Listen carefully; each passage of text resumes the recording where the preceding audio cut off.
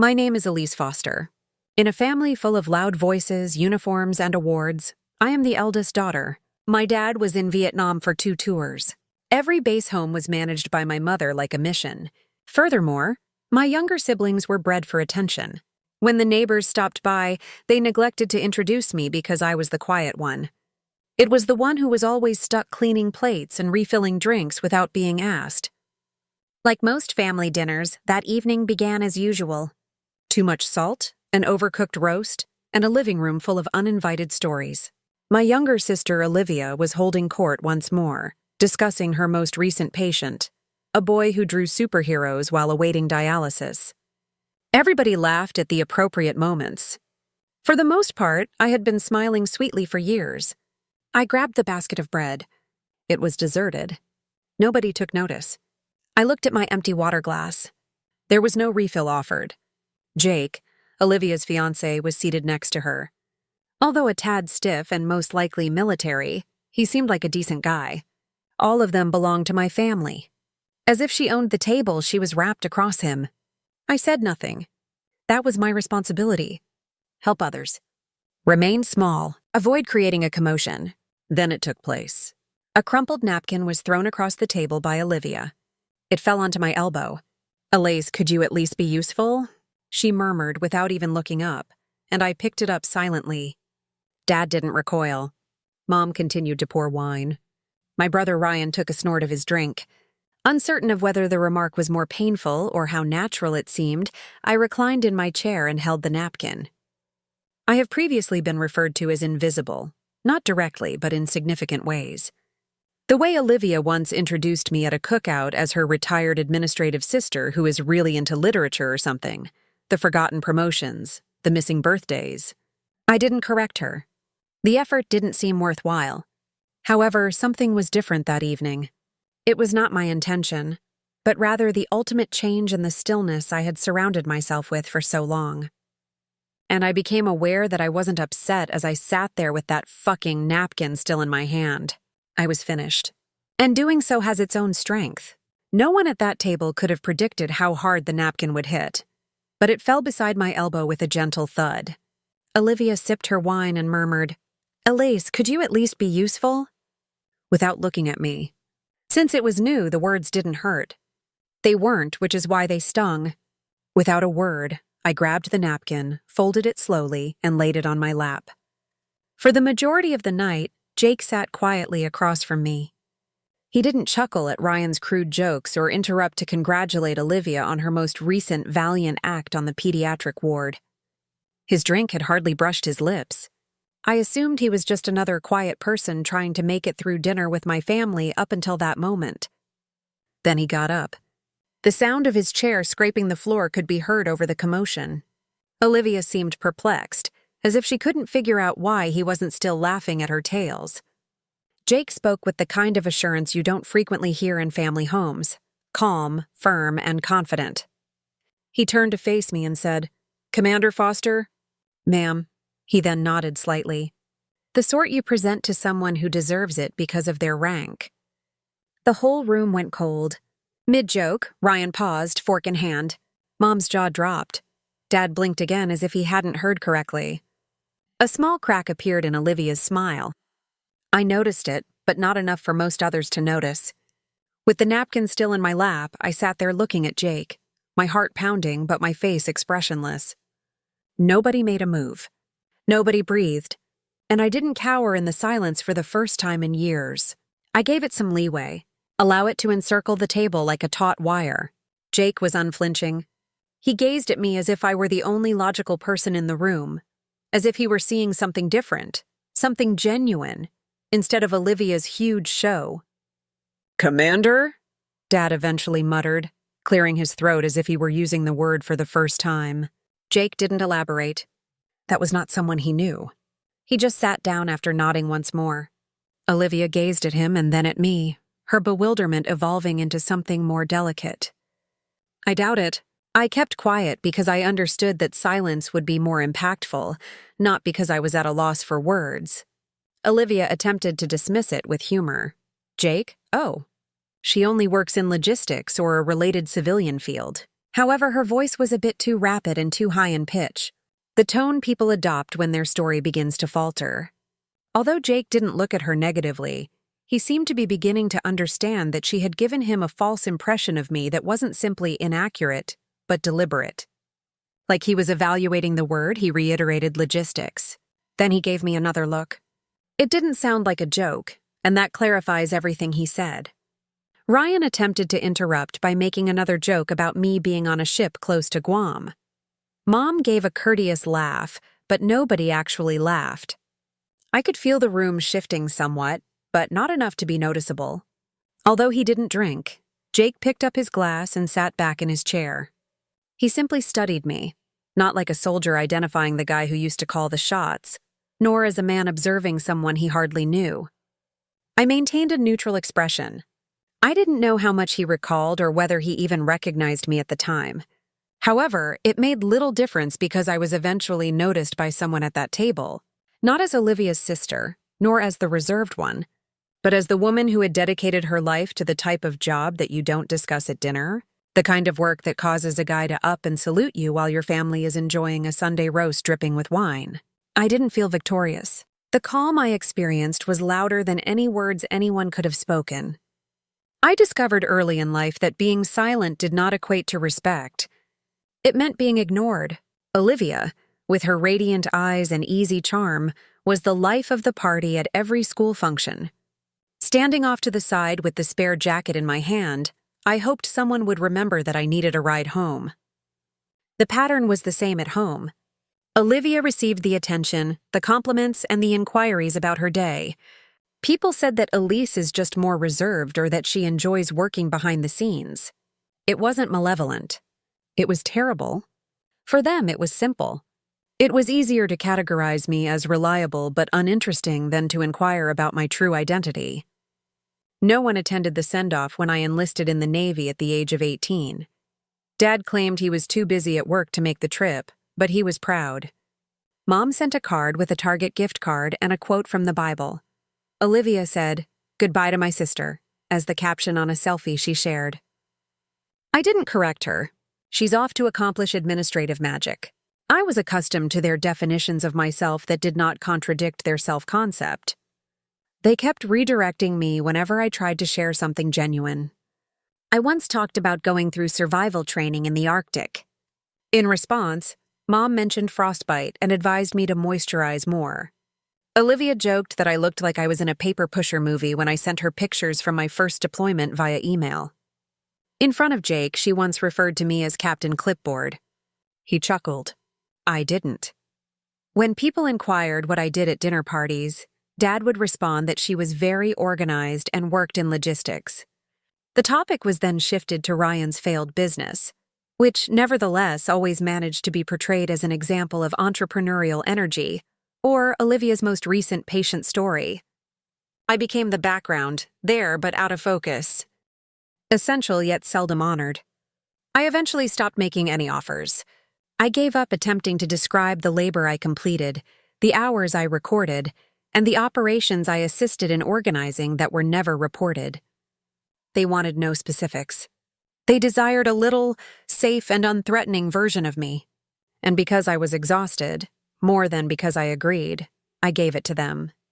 I'm sick of seeming modest when I've made more money than they can fathom. I'm fed up with being courteous while Olivia snatches every ray of brightness. I'm fed up with creating room for individuals who never made room for me. They assumed I was happy to keep silent. In actuality, though, I was keeping score quietly, and a settlement of that score was imminent.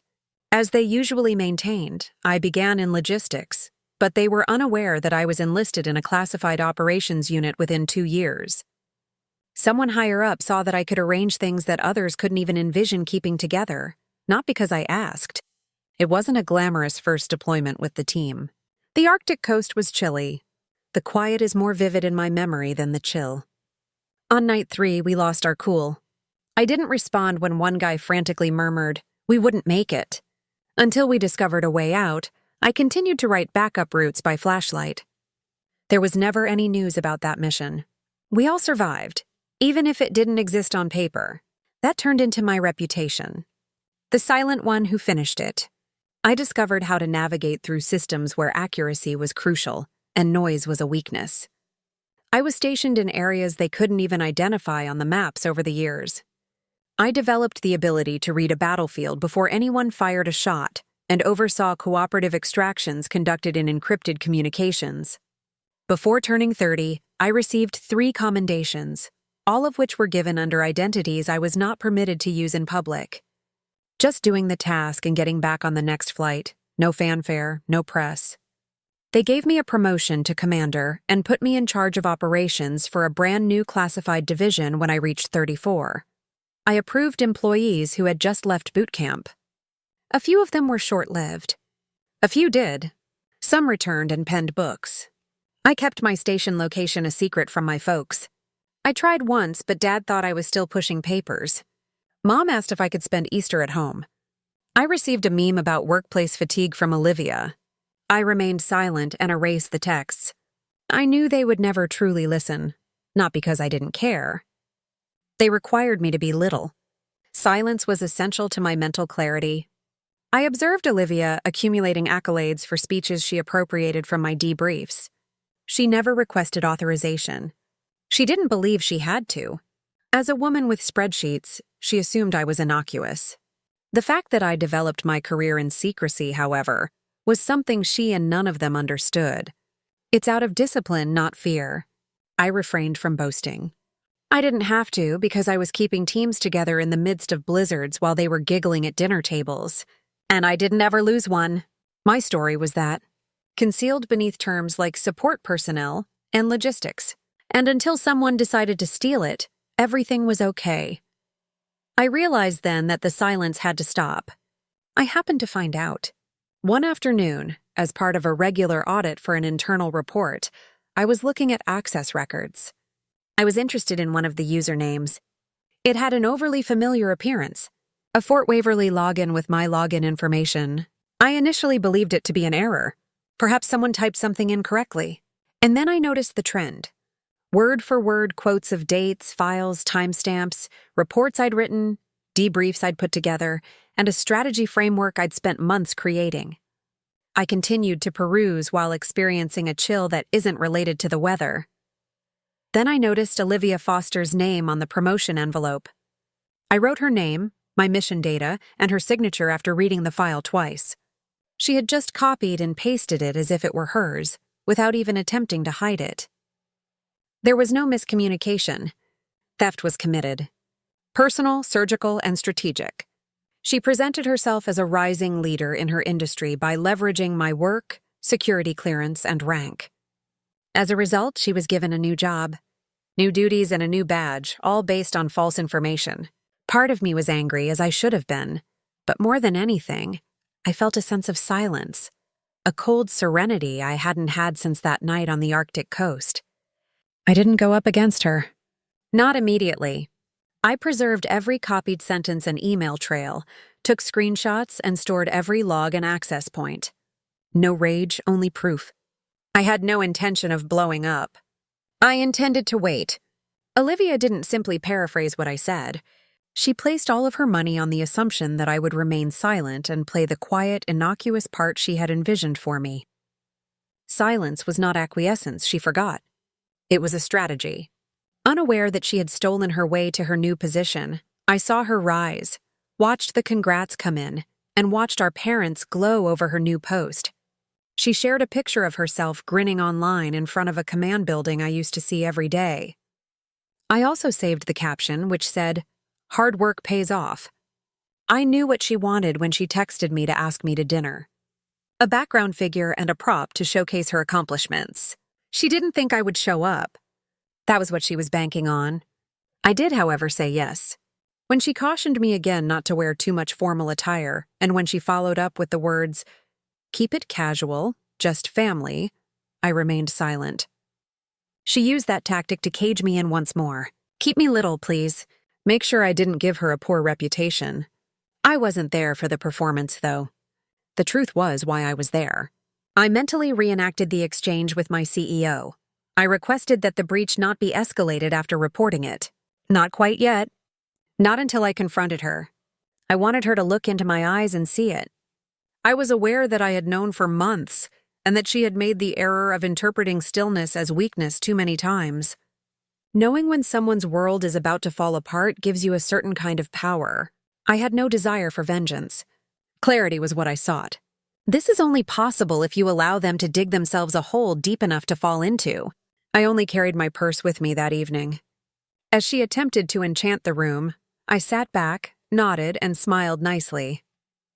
She was unaware that Jake Monroe, the man next to her, had been under my command before, and that he owed his life to the spreadsheet-savvy woman she said was her. She believed she was in charge. However, the countdown started as soon as I picked up that napkin.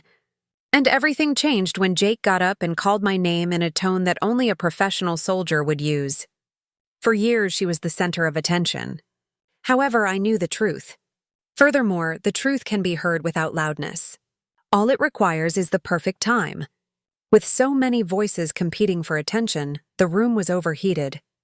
Olivia had recently completed an article about planning a surprise party at her clinic. All hand movements and dramatic pauses. Mom replenished her wine, obviously relishing the attention her golden kid was receiving, and Ryan laughed too loudly. I went unnoticed, not until Jake got to his feet. He now gave me a strange expression as if something had finally clicked. He spoke in a quiet but distinct voice. He said, "Commander Foster, ma'am." Like a stone into water, the sound fell into the room. Every chuckle halted in mid-sentence. Olivia blinked, perplexed. "Hold on, what?" Half laughing, she said. "She is not that type of military, Jake. He didn't take his eyes off me, though." "You mean Spectre Division?" He knew the answer before he asked. I gave one nod. Ryan put his fork down. Olivia appeared as though someone had taken her breath away, and Mom halted in mid-sip. Jake whispered to her, "You never told me that I was trained by her." The ensuing quiet was jarring. I remained seated. I didn't have to get up. I just met Olivia's eyes across the table and replied, "You accessed my files." Her face turned white. Her voice rose too quickly as she asked, "What are you talking about?" I opened my phone, gave it a single tap, and then turned the screen to her. "That's ridiculous. Log in. File dates are reported. Fort Waverly is where you logged in 2 years ago. My qualifications." Jake bent over. "Her reports were used in your promotion packet." Olivia tried to laugh it off by shaking her head. "I didn't classify that. All I needed were examples. Templates are shared by all." However, she was aware. We were all aware. I didn't shout. I made no accusations. "You took whole strategic debriefs that were designated confidential and turned them in as your own," I just said. "You mentioned campaigns in which you did not participate. You mentioned that high clearance is required to issue directions." At last, Dad said something. "Is this accurate?" I had never heard him speak so softly. Olivia's mouth moved, but she said nothing. She had the appearance of a child stuck in a falsehood that she was unable to escape. "I've already filed the report with my CEO," Jake said, turning to face me. I nodded coolly and collectedly, saying, "A formal inquiry will follow, but I wanted to be here to say it out loud." Saying thank you, Mom gave me a look that suggested she didn't know who I was. She questioned, "Why didn't you ever say anything?" It nearly made me giggle. I said, "Because no one ever paid attention. The version of myself you could describe pleased you. I simply quit correcting you." Olivia got to her feet quickly. Her voice trembled as she continued, "You don't get to do this. You vanished. You gave us the impression that I permitted you to believe what you had to. I cut you off. I didn't lie, though. You did." She gazed at Jake as if he might come to her rescue. He didn't. He simply sat back and stared at the reality. Dad gave his temples a rub. He said, "You were always the quiet one." Olivia, however, was driven. "No," I replied. Olivia was the center of attention. Having value is not the same as that. Nobody else said anything. The room's atmosphere had changed. In less than 5 minutes, all they believed they understood had been undone, and I never raised my voice. I got to my feet steadily and slowly. I said, "You wanted me little. Because you felt big because you were small. But a long time ago, I no longer fit that role." I walked away without turning around. I didn't have to. The truth was already present at that table and would not leave. I went out without turning around. It didn't hurt, although the night air was cold. Something had changed within me. It felt clean. Behind me, the porch light flickered. All I could hear was the gradual crunch of gravel beneath my feet. I sat motionless in the car for a while. I didn't start the car. I simply allowed the silence to envelop me. It had lost its weight. It was earned. I took the envelope I hadn't touched in 6 years out of the glove box. The handwriting of my grandmother was softly faded at the edges. I opened it cautiously, as though the years had weakened it. Her words exploded out of her mouth. "I see you, Elise. I always did. You're a thunderclad restraint. Don't be influenced to become dim by their blindness. Allow them to chuckle. Allow them to understate. Noise is not something you owe them. You must tell the truth to yourself." This time I read it more slowly. Every stitch fixed something that had unraveled inside of me. After I completed officer training, she wrote it. Claimed to be aware that I wouldn't tell anyone. Claimed that I was strong at that. There wasn't emptiness in my stillness. It was power, clarity, and focus. Long before anyone else did, she knew. Understood the burden I bore. The rooms that I would enter without a cheer. The choices I would have to make if I had no support. Even so, she instructed me to stand. Not to yell or make demands, just to stand. Now that I was in that car, I realized I didn't fail at being silent. It was my weapon, my decision, and my breathing room till the reality came. Your narrative is not worthy of everyone. Your voice is not heard by everyone. Silence can sometimes be what completes you. I put the folded letter on the console next to me. To recall who I had always been, not to forget.